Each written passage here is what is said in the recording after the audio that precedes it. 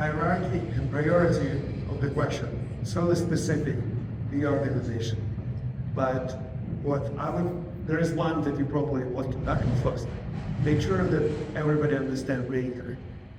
So if people understand the kingdom, then you'll start from there. But then it's come more specific to you. Is it like what risk, legal risk? Is it more financial risk? Is it more like the risk, etc.?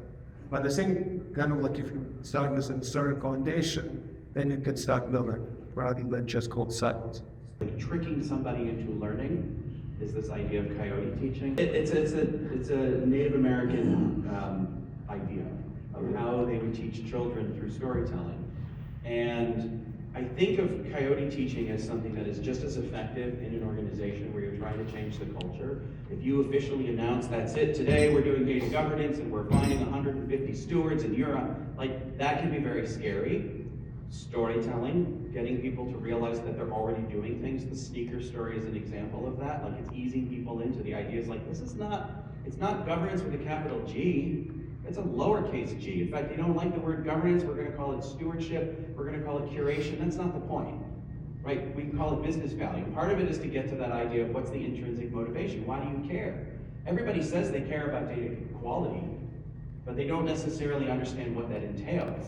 And so part of it is how do you tell that through storytelling. In the business, we always like to find the successful stories to say, don't you want to do this? Look at this great story, rah, data governance. But usually the stories that happen are the stories of huge failures, which just create fear. Oh, did you hear about that breach that was in the news?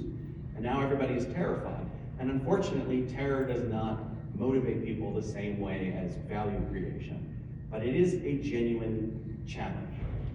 Sometimes it's helpful or dangerous to go into like explore the customer, go into subdomains like customer affecting everybody.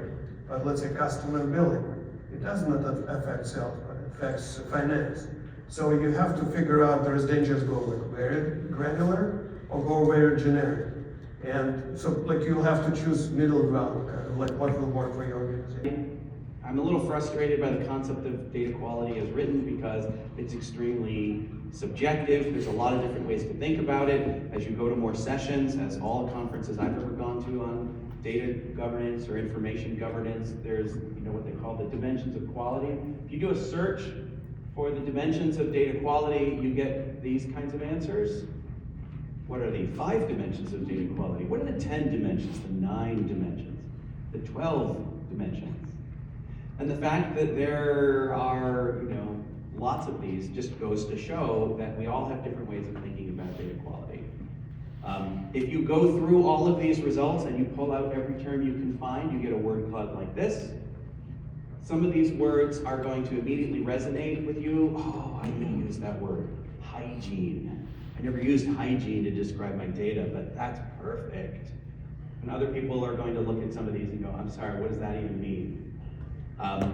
They're all perfectly good words. They're all perfectly good ways to think about data quality. This is why when I think about this, I don't like to talk about data quality exactly. I like to talk about fitness for purpose, right? Which is very contextual and allows you to look at some of these things. You can have data that's very correct, but it's out of date, but you might be okay with out of date for what it is that you're doing. And there are a lot of different circumstances. With a lot of the AI situations, you probably want to test your AI on data that's not real. So what's the quality of your AI test data? It could be total garbage if it looks exactly like real data. So the way you measure test data is not for its accuracy, but for its resemblance to accuracy, which is often thought of as consistency or predictability. So the context really matters.